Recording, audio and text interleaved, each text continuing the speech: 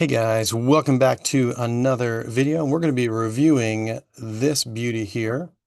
This is the Auxiliary Manufacturing Coffin Crossbar 2.7 EDC folding knife. So this was a knife I picked up at Blade Show Atlanta, and honestly, I'm really loving it. So I'm just going to flip this sucker open so you guys can take a look at it. I'm going to flip it. Obviously, the clip's on the left-hand side because I'm a lefty, but look at this guy. I mean, so this has been my daily driver since the since Blade Show. For the most part, I still keep having my um, Lander 2 a lot of times, but it's pretty much, this is going to sound ridiculous, but I know a lot of you do this.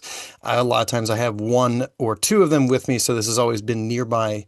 If I haven't really done a lot of photos with it because again, too, I'm still kind of fixated on my Lander 2, but but this has been, I put this through its paces, a lot of EDC use, just, again, too, we're talking like food stuff, opening packages, letters, all that stuff. So 2.7 inches again. So we're going to do some comparison. So we have the Polar 2, Polarge, whatever you want to call it here. And then we have the Best Damn EDC Klingman.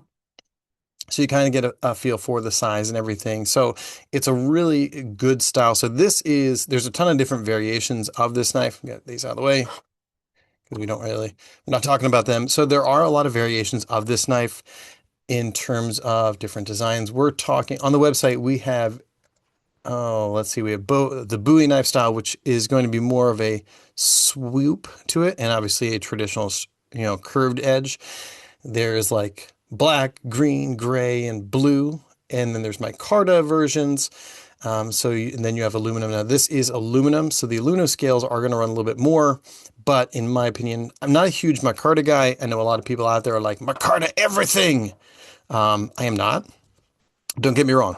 This is a great knife. In micarta, the pictures look great. It looked great in micarta when I saw it, but this just, again, really good. So the good, we've got some, talking about the specs and everything. So this is a 14C28N stainless. Seems to hold up an edge pretty well. I've been pretty pleased with that. Been pretty easy to cut. The blade length itself is 2.875. Overall, when it's opened, is 6.625.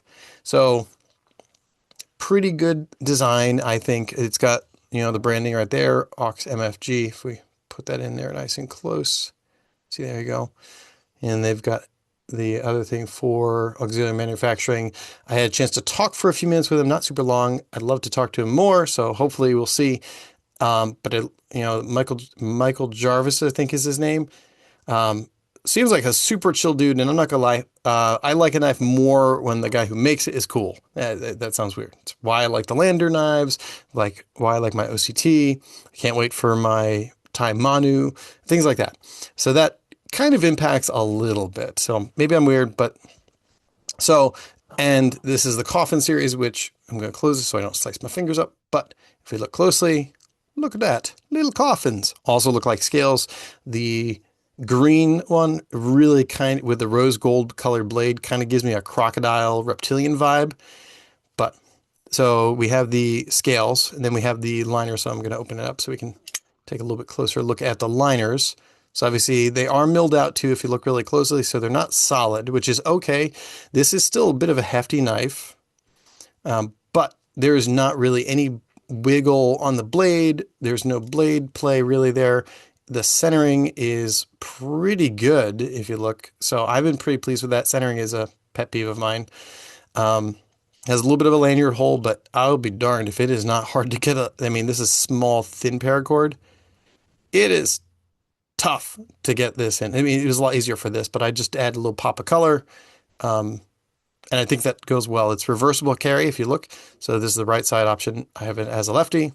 So this kind of hits a lot of my favorite points for knives. It's completely ambidextrous with the lock, the pocket clip. Nope. What are you doing, camera? No, don't do that. So the clip kind of does answer, goes through reversible. So it's great for lefties or righties.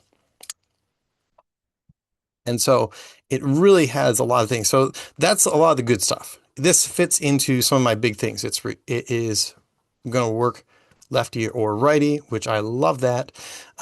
It's going to generally be, oop, there we go. I had to turn off the auto frame because, that thing was just not working for me.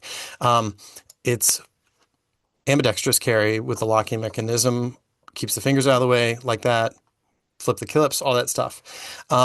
So materials are really good. The fit and finish is really good. I believe, oh, I'm not sure exactly who does the manufacturing for them. I'd have to double check. However, it is a very good knife. Now, again, this is during the phase of our lives now, if you're a knife guy, where everybody and their brother are using crossbar locks, clutch locks, axis locks, whatever you want to call it. So that's there. I mean, you think about it too, everybody's doing that. I like that type of style. I think it's really great. Works really well, at least for me. So now, if we talk about the knife, we got to talk about the good, the bad, all that stuff. Um, And the thing is, I think that it's okay to have bad, it's okay if there's something about a knife that you don't like. The one thing I realized too, and I'm not gonna lie, I have always liked the idea of a Tanto blade. And I was like, I'm gonna go with the Tanto. And there is a part of me now that kind of regrets and wishes I'd gone with the Bowie because looking at it, I was like, you know what, as awesome and cool this is, it isn't quite what I use cutting wise. So again, if I'm cutting, I'm kind of flattening it like this. We're kind of putting it. So example, I'm not gonna slice my thumb open, but okay, you know what? Just example. Here's some things. I say I'm gonna cut. I gotta put it like this versus if you're using a curved knife, like the beef, see that curve? You could do a slide. So it's a little bit of a different cut that you're going to get with that. And I wasn't as much of a fan of that. Now, again, is that a bad thing against Ox MFG? No, that was me picking a blade shape that I thought was cool. Probably should have gone with the Bowie. However, again, this does look so cool. I mean, look at that. It is super, it gives me a very futuristic vibe, the whole of it. I really feel like I could see something like this being pulled out of somebody's still suit in Dune or something like that. It's kind of that look. Maybe it's just me. Um, so that was my only gripe, and it's not even a gripe against them. That's my choice. So don't pay attention to that.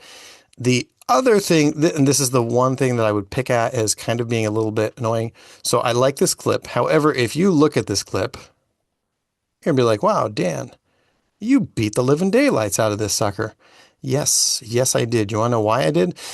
So I got up from dinner, walked past a chair, and so this thumb ramp or this clip pocket ramp, whatever you want to call it, is fairly aggressive.